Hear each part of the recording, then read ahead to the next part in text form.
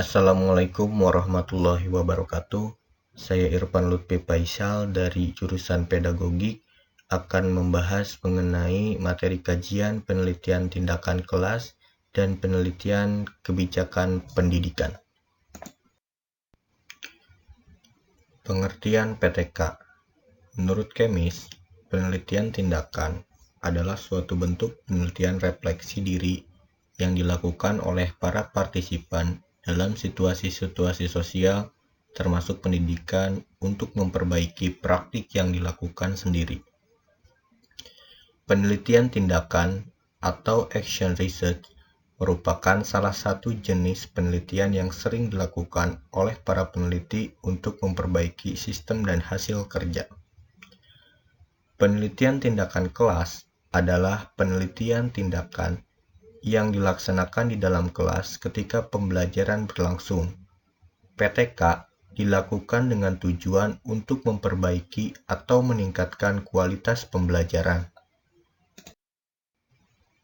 Arikunto menjelaskan PTK melalui gabungan definisi dari 3 kata, yaitu penelitian, tindakan, dan kelas.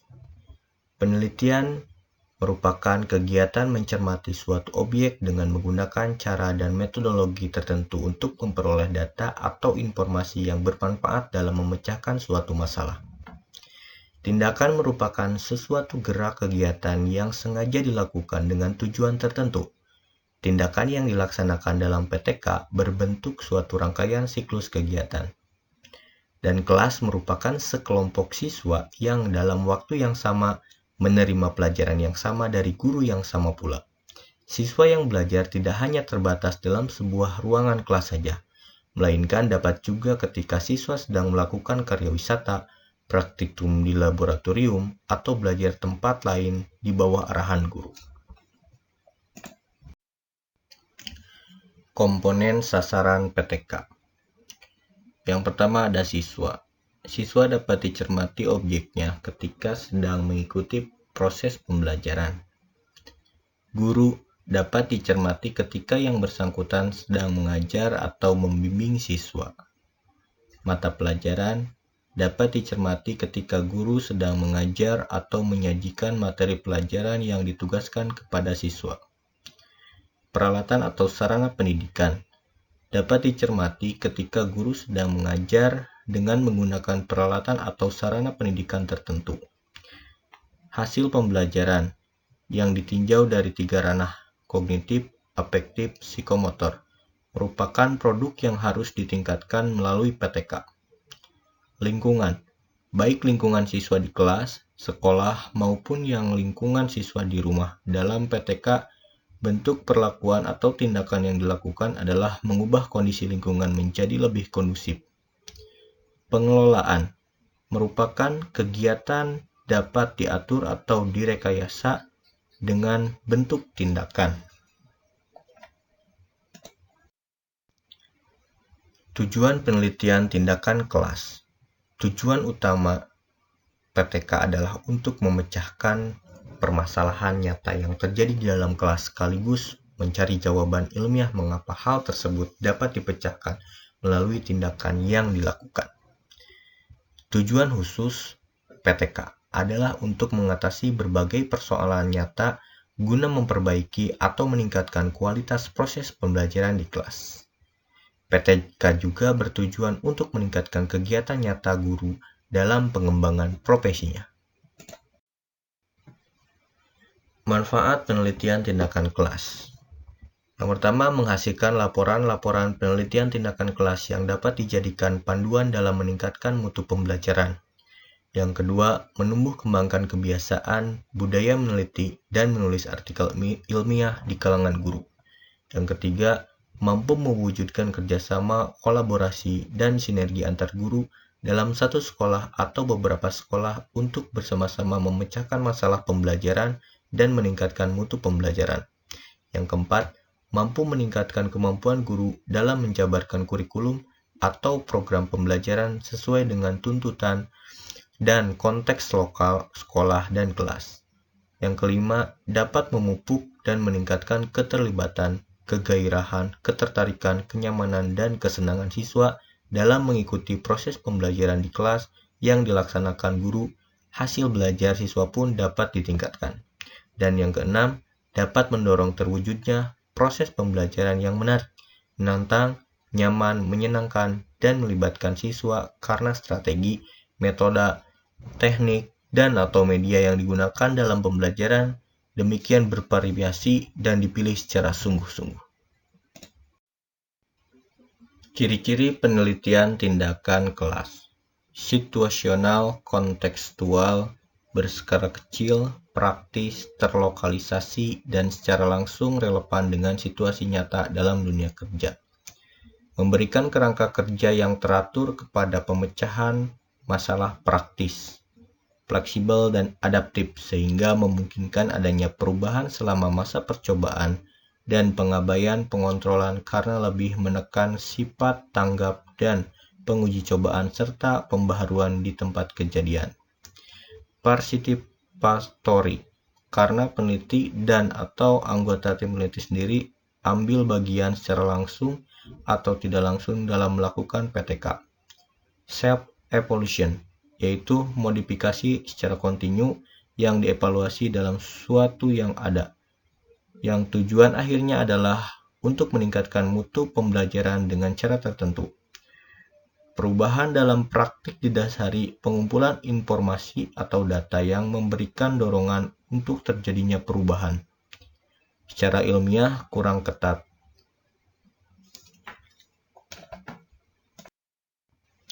Karakteristik penelitian tindakan kelas. PTK merupakan kegiatan yang tidak saja berupaya memecahkan masalah, tetapi sekaligus mencari dukungan ilmiah atas pemecahan masalah tersebut. PTK merupakan bagian penting upaya pengembangan profesi guru, melalui aktivitas berpikir kritis dan sistematis serta membelajarkan guru untuk menulis dan membuat catatan. Persoalan yang dipermasalahkan dalam PTK bukan dihasilkan dari kajian teoretik atau dan penelitian terdahulu, tetapi berasal dari adanya permasalahan nyata dan aktual yang terjadi saat ini dalam pembelajaran di kelas. PTK berfokus pada pemecahan masalah praktis, bukan masalah teoritis. PTK dimulai dari permasalahan yang sederhana, nyata, jelas, dan tajam mengenai hal-hal yang terjadi di dalam kelas. Adanya kolaborasi antara praktisi dengan peneliti dalam hal pemahaman, kesepakatan tentang permasalahan, pengambilan keputusan yang akhirnya melahirkan kesamaan tentang tindakan. PTK dilakukan hanya apabila ada keputusan kelompok dan komitmen untuk pengembangan, bertujuan untuk meningkatkan profesionalisme guru, alasan pokok ingin tahu, ingin membantu, ingin meningkatkan, dan bertujuan memperoleh pengetahuan dan atau sebagai upaya pemecahan masalah. Prinsip-prinsip dalam PTK. Yang pertama, tindakan dan pengamatan dalam proses penelitian yang dilakukan tidak boleh mengganggu atau menghambat kegiatan utama. Yang kedua, masalah penelitian yang dikaji merupakan masalah yang cukup merisaukannya dan berpijak dari tanggung jawab profesional guru. Yang ketiga, metode pengumpulan data yang digunakan tidak menuntut waktu yang lama, sehingga berpeluang mengganggu proses pembelajaran. Yang keempat, metodologi yang digunakan harus terencana secara cermat, sehingga tindakan dapat dirumuskan dalam suatu hipotesis tindakan yang dapat diuji di lapangan. Yang kelima, permasalahan atau topik yang dipilih harus benar-benar nyata, menarik, mampu ditangani, dan berada dalam jangkauan kewenangan peneliti untuk melakukan perubahan. Yang keenam, peneliti harus tetap memperhatikan etika dan tata krama penelitian serta rambu-rambu pelaksanaan yang berlaku umum. Yang ketujuh, kegiatan PTK pada dasarnya merupakan kegiatan yang berkelanjutan, karena tuntutan terhadap peningkatan dan pengembangan akan menjadi tantangan sepanjang waktu. Dan yang kedelapan, meskipun kelas atau mata pelajaran merupakan tanggung jawab guru, namun tinjauan terhadap PTK tidak terbatas dalam konteks kelas dan atau mata pelajaran tertentu, melainkan dalam perspektif misi sekolah. Model-model penelitian tindakan kelas. Yang pertama, model Kemis adalah model yang dikembangkan oleh Stephen Kemis dan Robin M.C. Taggart tahun 1988, di mana pada model ini terdapat 4 komponen penelitian tindakan kelas yang digunakan, yaitu perencanaan, tindakan observasi, dan refleksi pada suatu sistem spiral yang sering terkait antara langkah yang satu dengan langkah berikutnya. Yang kedua, model EBAT adalah model yang menggunakan 3 tingkatan. Pada tingkatan pertama terdapat ide awal dikembangkan menjadi langkah pertama. Kemudian tindakan pertama tersebut dimonitor implementasi pengaruh terhadap subjek yang diteliti. Semuanya akibatnya akan tercatat secara sistematis termasuk keberhasilan dan kegagalan yang terjadi. Catatan monitoring tersebut digunakan sebagai bahan revisi rencana umum pada tahap kedua. Tingkat kedua, rencana umum hasil revisi dibuat langkah tindakannya. Dilaksanakan dimonitoring efek tindakan yang terjadi pada subjek yang diteliti. Didokumentasikan efek tindakan tersebut secara detail dan digunakan sebagai bahan untuk masuk ke tingkat ketiga. Pada tingkat ketiga, dilakukan tindakan seperti yang dilakukan pada tingkat sebelumnya. Kemudian kembali ke tujuan umum penelitian tindakan kelas untuk mengetahui apakah permasalahan yang telah dirumuskan dapat terpecahkan. Yang ketiga, model Elliott adalah pengembangan dari model kemis yang dilakukan oleh Elliott dan Edelman. Pada model ini, setelah ditemukannya ide dan permasalahan yang menyangkut dengan peningkatan praktis, maka dilakukan tahapan peninjauan ke lapangan. Tujuan peninjauan ini adalah untuk melakukan studi kelayakan untuk mensinkronkan antara ide utama dan perencanaan dengan kondisi lapangan, sehingga diperoleh perencanaan yang lebih efektif dan dibutuhkan subjek yang diteliti. Yang keempat, model McKernan.